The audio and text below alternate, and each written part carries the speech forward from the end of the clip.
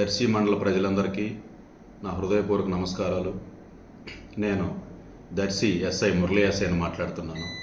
ముందుగా దర్శి మండల ప్రజలందరికీ రేపు రాబో నూతన సంవత్సరం సందర్భంగా ప్రతి ఒక్కరికి నూతన సంవత్సర శుభాకాంక్షలు. ఈరోజు 31st నైట్ సందర్భంగా ప్రతి ఒక్కరూ కూడా కొత్త సంవత్సరం రాబోతుందనే ఆనందంతో సంబరాలు చేసుకుంటారు. ఈ సందర్భంగా మేము కొంతమందికి కొన్ని సూచనల సలహాలు పోలీస్ డిపార్ట్మెంట్ తరఫున ఇవ్వదలుచుకున్నాం.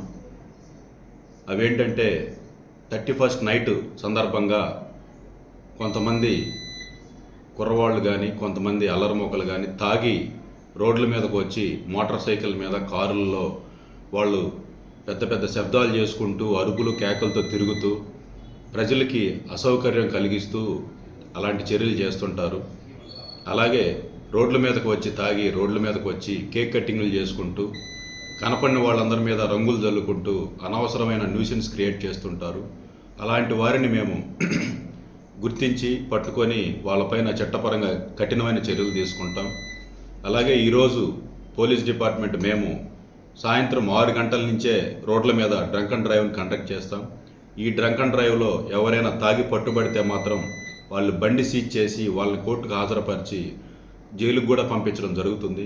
కాబట్టి ప్రతి ఒక్కరూ గమనించండి. ఆనందంగా కొత్త సంవత్సరం రాబోతుంది, అందరూ సంతోషంగా ఉండాలి. అలాగే కొంతమంది తాగి రోడ్డు మీదకి మోటార్ సైకిళ్ళు ఓవర్ స్పీడ్తో డ్రైవ్ చేసి కింద పడి కొంతమంది కాళ్ళు చేతులు విరగొట్టుకుంటారు, కొంతమంది అయితే ప్రాణాలు కూడా కోల్పోతారు. కొత్త సంవత్సరంలో చనిపోయి మీ కుటుంబంలో ఒక విషాదం నెలకొంటే ఎలా ఉంటుందో ఒక్కసారి ఆలోచించండి. కొత్త సంవత్సరం ప్రతి ఒక్కరూ సంతోషంగా ఉండాలని నేను మనస్ఫూర్తిగా కోరుకుంటున్నాను. కాబట్టి ఇలాంటి చర్యలు మాత్రం మానుకోండి. మీరు మీ ఫ్రెండ్స్ తోటి మీ కుటుంబ సభ్యులతోటి ఇంట్లో కానీ ఎక్కడైనా ఒక ప్లేస్లో సరదాగా హ్యాపీగా సంతోషంగా గడపండి.